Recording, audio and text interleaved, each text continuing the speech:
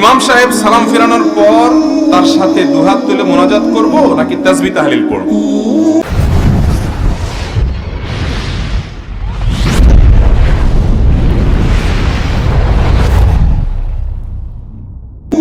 সালাতের শেষে, নামাজের শেষে ইমাম সাহেব যখন সালাম ফিরিয়ে ফেলবেন, সর্বপ্রথম যে কাজ সেটা কি? এক বর্ণনায় আসছে আল্লাহু আকবার বলবেন, এরপর তিনবার ইস্তিগফার করবেন, আস্তাগফিরুল্লাহ আস্তাগফিরুল্লাহ আস্তাগফিরুল্লাহ। অন্য বর্ণনায় আসছে শুধু ইস্তিগফার বলবেন।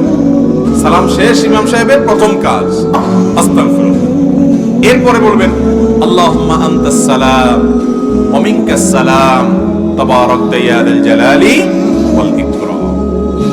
এরপর আপনাকে আল্লাহ তৌফিক দিলে আপনি আরো বিভিন্ন দোয়া আছে সেগুলো পড়বেন। সূরা ইখলাস একবার পড়বেন, সূরা ফালাক একবার পড়বেন, সূরা নাস একবার পড়বেন, আয়াতুল কুরসি একবার পড়বেন, আল্লাহু লা ইলাহা ইল্লা হুয়াল হাইয়ুল কাইয়্যুম।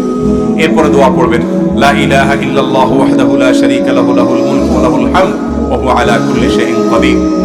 আপনি আরো দোয়া পড়বেন লা ইলাহা ইল্লাল্লাহু ওয়াহদাহু লা ইলাহা ইল্লাল্লাহু ওয়াহদাহু লা শারীকা লাহু লাহুল মুলকু ওয়া লাহুল হামদ ওয়া হুয়া আলা কুল্লি শাইইন কাদির।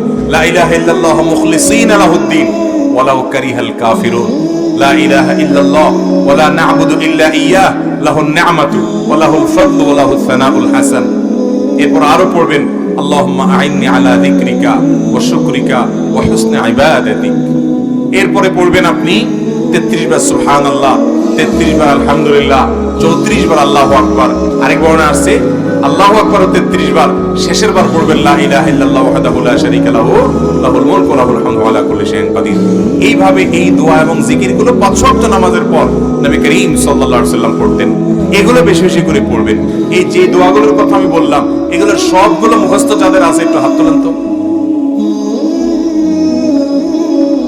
বুঝে হাত তুলছেন? আমি যদি এখন জিজ্ঞেস করে বলতে পারবেন এই সবগুলো মুখস্থ আছে? মাশাআল্লাহ। এই সবগুলো মুখস্থ আলা মানুষ হাত উঠছে মাত্র 8-10টা এতগুলো মানুষের মধ্যে। তাইলে বোঝা গেল 5 ওয়াক্ত নামাজের পর আমাদের নবীজি সাল্লাল্লাহু আলাইহি সাল্লাম সালাম ফেরানোর পর যে দোয়াগুলো জিকিরগুলো বলতেন, এগুলো আমাদের সমাজের বেশিরভাগ মানুষের মুখস্থ নাই। কিন্তু একটা জিনিস আমরা সবাই জানি, সেটা কি? রেডিমেড মুনাজাত। যে হুজুর এত দোয়া দরুদ বুঝি না, আপনারে বেতন দিয়ে রাখছি না, আপনি দেন তুলে। তো হুজুর উঠে আল্লাহুম্মা আমিন দিয়ে দেয়। ভাইরা আমার, 5 ওয়াক্ত নামাজের পর নবী করিম সাল্লাল্লাহু আলাইহি সাল্লাম সাহাবীদের নিয়ে এভাবে সবাইকে নিয়ে সম্মিলিতভাবে এভাবে ট্র্যাডিশনাল এবং রেডিমেড মুনাজাত করতেন না। তিনি করতেন দোয়া দরুদ গুলো পড়তেন, সাহাবায়ে কেরাম সেগুলো করতেন। বহু হাদিস সে বিষয়ে বর্ণিত আছে। আর যেটা আমাদের সমাজে প্রচলিত আছে, এরকম একটা হাদিসে পাওয়া যায় না যে নবী সাল্লাল্লাহু আলাইহি সাল্লাম 5 ওয়াক্ত নামাজের পর সাহাবীদের নিয়ে এভাবে করতেন। যদি 2-4 বারও করতেন, শত শত হাদিসে বর্ণনা আসতো, কারণ সাহাবীরা সবাই নবীজির সবকিছু বর্ণনা করতেন। নামাজের পুঙ্খানুপুঙ্খ রুকুতে তিনি শুধু সুবহান রাব্বিল আযীম পড়েন নাই, কখনো সুবহান কুদ্দুসুন রব্বুল মালায়েকাতু রূহ পড়েছেন। রুকু সিজদা কখনো কখনো তিনি দোয়া করেছেন সুবহানাকাল্লাহুম্মা রব্বানা ওয়া বিহামদিকা আল্লাহুম্মা ফিরলি। কখনো তিনি বলেছেন সুবহান কুদ্দুস রব্বুল মালায়েকাতু ওয়ার রূহ। কখনো তিনি বলেছেন সুবহানাদিল জাবারুত ওয়াল মালাকুত ওয়াল কিবরিয়া ওয়াল আযমা। রুকুতে সিজদাতে তিনি কি কি পড়তেন সেটা পর্যন্ত সাহাবীরা বর্ণনা করেছেন।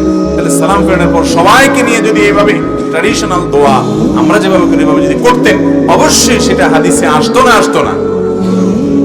তো আমরা ওই রেডিমেডটা জানি, সুন্নাত যেটা আছে সেটা জানি না। সুন্নাতটা শেখার চেষ্টা করবেন তো ইনশাআল্লাহ। আমরা সুন্নাহ ফাউন্ডেশন থেকে ছোট্ট একটা পকেট কার্ড তৈরি করেছি, মাত্র 2 টাকা দাম। এটা আপনারা এলাকাতে মুসল্লিদের বিতরণ করেন, মানুষকে ফ্রি দেন, মানুষ এটা পকেটে রেখে পড়তে পারবে। সালাম ফেরানো শেষ, পড়ে মুখস্থ করে ফেরান, একসময় কার্ড লাগবে না, নিজে নিজে পড়তে পারবেন। 5 ওয়াক্ত নামাজের পরে দোয়া এবং জিকির তাসবিহ তাহলিল পাঠ করা, এটাই হলো সুন্নাত। হ্যাঁ, এরপর বা এর আগে আপনার কখনো কোনোদিন নামাজের পরে দোয়া কবুল হয়, আপনার মনে চাইছে আল্লাহর কাছে কিছু পেশ করবেন, আপনি অবশ্যই হাত তোলেন, হাত তুলে আল্লাহর কাছে চান, দোয়া করেন, চোখের পানি ফেলেন, কোনো অসুবিধা নেই। কিন্তু এই রেডিমেড জিনিস করিয়েন না যে কি চান আপনি নিজেও জানেন না। 99.9% মুসল্লি আমাদের দেশে 5 ওয়াক্ত নামাজের পরে ওই হুজুরের সাথে হাত তোলে আর হাত নামায়। হুজুর কি বললো কি না বললো কি হইলো উনি কিছুই জানে না, উনি শুধু তুললো আর নামাইলো। আশপাশে কেউ না তুললে পাশ থেকে দেখবেন অনেকে গুতায় যে বসে আছেন কেন, হয়তো ইমাম সাহেবের সাথে হাত তুলছে বেচারা, ইমাম সাহেবের হয়তো আজকে চারটা জিনিস আল্লাহর কাছে চাওয়া দরকার, সেগুলো চাওয়া শেষ, ইমাম সাহেব হাত নামায় ফেলছে। ভদ্রলোকের হয়তো একটু পেটে ব্যথাও আছে, জন্য আল্লাহর কাছে একটু বাড়ায় দোয়া করতেছে, তাও দেখবেন পাশ থেকে কোথায়, এই হুজুর হাত নামায় ফেলছে, তুমি এখনো কি করো?